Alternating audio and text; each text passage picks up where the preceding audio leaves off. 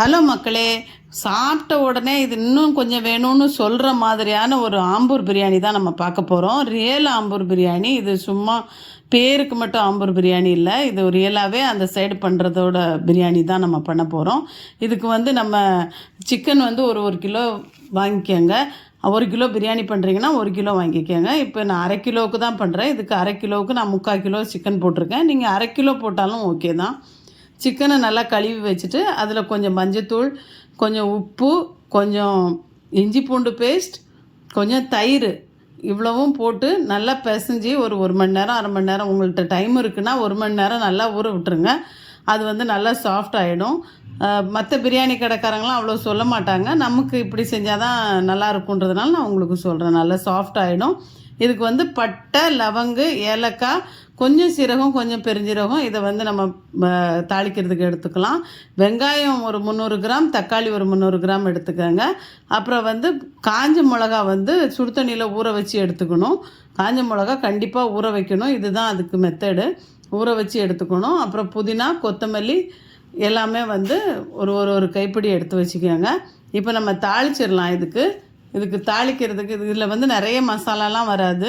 Normal நம்ம தயிரும் இந்த தாளிக்கிற மசாலா மட்டும்தான். கொஞ்சம் பிரியாணி மசாலா மட்டும் இருந்தால் போட்டுக்கோங்க, இல்லைனாலும் பிரச்சனை இல்லை. இப்போ தாளிக்கிறதுக்கு நம்ம பட்டை, லவங்கு, இலை, அந்த சீரகம், பெருஞ்சீரகம் எடுத்து வச்சுருக்கோம் இல்லையா, அதை போட்டுடலாம். எண்ணெயில் போட்டுட்டு நம்ம வெங்காயத்தை போட்டுடலாம். 300 கிராம் அரை கிலோவுக்கு போடுங்க. 1 கிலோவுக்கு வந்து 600 கிராம் தேவைப்படும். ஏன்னா நம்ம நார்மல் பிரியாணியில் வந்து நம்ம ஒரு அரை கிலோவுக்கு 200 கிராம் தான் போடுவோம். ஆனால் இதுக்கு 300 கிராம் போடணும். 1 கிலோவுக்கு 600 கிராம் போடணும். அப்போ தான் அந்த மசாலா பிரியாணி, ஆம்பூர் பிரியாணிக்கு நல்லா டேஸ்ட்டாக இருக்கும். அதுக்காக தான் கொஞ்சம் மசாலாவாகவும் இருக்கணும். அப்படி இருந்துமே கொஞ்சம் ட்ரை ஆகும். ஆனாலும் ஏன்னா இதில் வேறு மிளகாத்தூள், அந்த தூள், அது இதுன்னு எதுவுமே நம்ம போட போகிறதில்ல. அதனால் இதுதான் மசாலான்றதுனால வெங்காயம், தக்காளி வந்து நம்ம 300 கிராம் எடுத்துக்கலாம். இது நல்லா வதங்கி கலர் மாறி வரணும். வெங்காயம் நல்லா கலர் மாறினதுக்கப்புறம் தான் நம்ம மற்றதெல்லாம் சேர்க்கணும். இப்போ பாருங்கள், நல்லா வதக்கிட்டு இருக்கிறேன். நல்லா அப்படின்னா இப்போ நான் வந்து தேங்காய் எண்ணெயில் பண்ணுறேன். உங்களுக்கு எண்ணெய் வேணுமோ அதில் பண்ணிக்கோங்க. தேங்காய் எண்ணெய்னால அது பொங்கி வருது. லைட்டாக எண்ணெய் கம்மியாக தான் இருக்குது. அது பொங்கி அந்த வெங்காயம் போட்ட உடனே வருது. மற்றபடி அது நம்ம வந்து நார்மல் எண்ணெய் தான் யூஸ் பண்ணுறீங்கன்னா பண்ணிக்கோங்க. அது அவங்கவுங்க வீட்டில் என்ன எண்ணெய் யூஸ் பண்ணுறீங்களோ பண்ணிக்கோங்க. இதை வந்து நல்லா வதக்கி விட்ருங்க. நல்லா கலர் மாறிடுச்சு பாருங்கள். இப்படி கலர் மாறி வரணும். ஃபுல் ப்ரௌன் டைப்பில் வரும்போது நம்ம இஞ்சி பூண்டு பேஸ்ட் போட்டுக்கலாம். இஞ்சி பூண்டு வந்து ஒரு 50 கிராம் இஞ்சி, 50 கிராம் பூண்டு எடுத்துக்கோங்க. அரை கிலோவுக்கு போட்டு அதை நல்லா வதக்கிடுங்க. நல்லா அந்த பச்சை வாசம் போகிற வரை வறுத்துக்கோங்க. அதுக்கப்புறமா நம்ம தக்காளி போட்டுக்கலாம். இப்போ தக்காளி போடுறதுக்கு முன்னால் வந்து நம்ம அந்த காஞ்ச மிளகா ஊற வச்சுருக்கோம்ல சுடு தண்ணியில், இதுதான் இதுக்கு மெயின். இந்த ஆம்பூரில் வந்து அந்த ஊற வச்ச மிளகாவை அரைச்சி அந்த பேஸ்ட்டை இதில் ஊற்றிடணும். இதை நல்லா வறுத்துருங்க. நல்லா வதக்கிட்டு அதுக்கப்புறம் புதினா, கொத்தமல்லி ஒரு கைப்பிடி போட்டு அதையும் நல்லா வதக்கிடுங்க. வதக்கிட்டு நம்ம அது கூட மற்றதெல்லாம் போடலாம். பாருங்கள், நல்லா எல்லாமே வந்து அந்த எண்ணெயிலே வதங்கணும். அப்போ தான் அந்த வாசம் வந்து ரொம்ப நல்லாயிருக்கும். அந்த நம்ம எல்லாத்தையும் போட்டுட்டு அதுக்கப்புறமா கொத்தமல்லி, புதினாலாம் போட்டோன்னா அந்த வாசம் அவ்வளோ இதாக இருக்காது. இப்போ பாருங்கள், இது நல்லா வதங்கி வந்துருச்சு.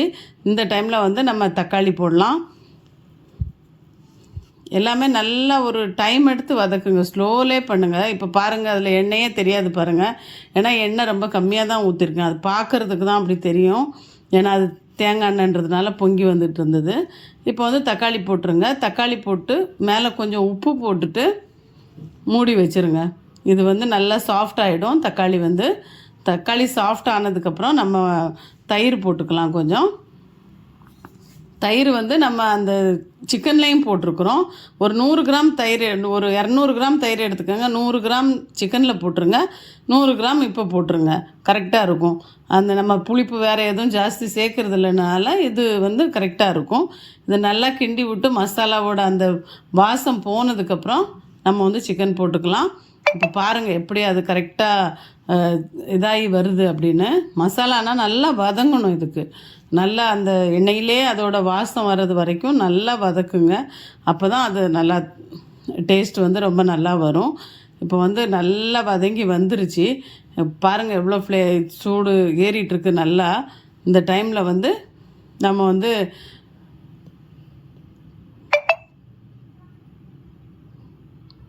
இப்போ வந்து சிக்கன் போட்டுடலாம். சிக்கன் வந்து நல்லா ஊறிடுச்சு. நம்ம 1 மணி நேரமே முன்னாலே ஊற வச்சிட்டோம். இதே மாதிரி ஒரு 20 நிமிஷத்துக்கு முன்னாலே நீங்கள் வந்து அரிசியும் ஊற வச்சுருங்க. அரிசி வந்து நம்ம சீரக சம்பா அரிசி தான் இதுக்கு யூஸ் பண்ணணும். அதையுமே நீங்கள் 20 நிமிஷத்துக்கு முன்னாலே ஊற வச்சுருங்க. நான் அதை சொல்ல மறந்துட்டேன் அதனால இப்போ சொல்கிறேன்.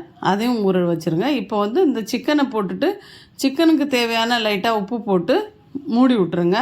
சிக்கன் வேகட்டும். இப்போ கொஞ்சம் நல்லா வெந்து வதங்கி வரும்போது எலுமிச்சம்பழம் 1 புழிஞ்சு ஊற்றிருங்க. ஏன்னா இதுக்கப்புறம் நம்ம வந்து அதில் சிக்கனை வந்து கீழே தான் இருக்கும். நம்ம ரைஸ் மட்டும்தான் மேலே போட போகிறேன். அதனால் எல்லா மசாலாவுமே இதில் முடிச்சிடணும். நம்ம கொஞ்சோண்டு சிக்கன் மசாலா போட்டுக்கோங்க இருந்துச்சுன்னா. இல்லைனா ஓகே, அது போடலைனாலும் உங்கள்கிட்ட பிரியாணி மசாலாவோ சிக்கன் மசாலாவோ இருந்தால் போட்டுக்கோங்க. ஆனால் போடலைனாலும் ஒன்றும் பிரச்சனை இல்லை. போடணும்னு இல்லை, நான் ஒரு வாசத்துக்காக அது போட்டிருக்கேன். நான் பிரியாணி மசாலா அரைச்சி வச்சுருக்கேன், அதுதான் போட்டிருக்கிறேன். போட்டு நல்லா கொஞ்சம் நேரம் ஒரு தண்ணி ஊற்றாமல் மூடி வச்சு கொஞ்சம் தண்ணி ஊற விடுங்க. அந்த தண்ணி சிக்கனோட தண்ணியே வந்துடும். இப்போ வந்து கரெக்டாக சிக்கன் முழுகிற அளவுக்கு தண்ணி ஊற்றிடுங்க. உங்களுக்கு ஒரு கணக்கு நான் சொல்லணும்னு அவசியம் இல்லை. ஏன்னா நீங்கள் தண்ணியை சில அரிசி இழுக்கும், சில அரிசி இழுக்காது. அதனால் வந்து இப்போ வந்து நீங்கள் இந்த சிக்கன் முங்குற அளவுக்கு வச்சிங்கன்னா கரெக்டாக இருக்கும். சிக்கன் வந்து தண்ணியும் சிக்கனும் கரெக்டாக மேலே வரைக்கும் இருக்கணும். அந்த மாதிரி பார்த்து வச்சு இதை வந்து நல்லா கொதிக்க விட்டு சிம்மில் விட்டுருங்க. அதுக்கப்புறம் ஒரு சைடில் நம்ம தண்ணி கொதிக்க விட்டுடலாம். தண்ணிக்கு வச்சுட்டு அது கொதித்ததுக்கப்புறம் உப்பு கொஞ்சம் எண்ணெய் போட்டு நம்ம அரிசி போட்டுடலாம். பாருங்கள், அரிசி போட்டு ஒரு வெறும் ஒரு 10 நிமிஷம் ஒரு அரை வேக்காடு வேக விடணும். அது வரைக்கும் இங்கே சிக்கன் வேவுறது வரைக்கும் அங்கே வந்து சோறு வெந்துடும். இப்போ அந்த ரைஸை வந்து நம்ம சலித்து எடுத்துக்கிட்டோம். வேறு சைடு இன்னொரு சைடு இருக்கிறதுனால நான் இதில் வீடியோவில் போடலை. அந்த ரைஸ் வந்து ஒன்லி ஒரு 10 நிமிஷம் கரெக்டாக கொதித்து ஒரு அரை வேக்காடு வந்ததுக்கப்புறம் நம்ம அதை சலித்து நம்ம தண்ணியை வடிச்சிட்டு எடுத்து வைக்கலாம். வடித்து எடுத்து வச்சிட்டோன்னா இப்போ இந்த சிக்கனும் கரெக்டாக வெந்து வரும். வெந்து வரும்போது நம்ம அது கூட ரைஸ் போட்டு மேலே போட்டு தம் போட்டுற வேண்டியது தான். வேறு ஜாஸ்தி எதுவுமே பண்ண தேவையில்லை இதுக்கு. பாருங்கள், இப்போ சிக்கன் வெந்து வந்துருச்சு நல்லா. இப்போ ரைஸ் போட்டு சும்மா ரைஸ் வந்து அந்த தண்ணி பாருங்கள், ரொம்ப கம்மியாக இருந்துச்சுன்னா நீங்கள் அந்த இப்போ ரைஸ் வடித்த தண்ணியிலேருந்து லேசாக மேலே ஊற்றலாம். ஆனால் இதில் எனக்கு எதுவும் கம்மியாகலை. உங்களுக்கு பார்க்கும்போது மேலே அப்படி தெரியும் ரைஸ் மேலே இருக்கிற மாதிரி, ஆனால் அது வெந்துடும். கரெக்டாக இதே மாதிரி அளவில் நீங்கள் ஊற்றி இது மேலே நெய் லேசாக ஊற்றிடுங்க. நான் நெய் போடலை, வெறும் கொத்தமல்லி புதினா போட்டு நான் தம் போட்டு அந்த தண்ணி வடித்து வச்சுருக்கோம் இல்லையா, அதை தூக்கி நான் மேலே வச்சுட்டேன் மூடி வச்சு. அவ்வளோதான். இதை போட்டு நீங்கள் மூடி வச்சுட்டு அந்த தம் போட்டு ஒரு 10 நிமிஷம் கழித்து கேஸ் ஆஃப் பண்ணிவிடுங்க. வேறு ஒன்றுமே பண்ண வேண்டாம், சூப்பராக வந்துடும் பிரியாணி.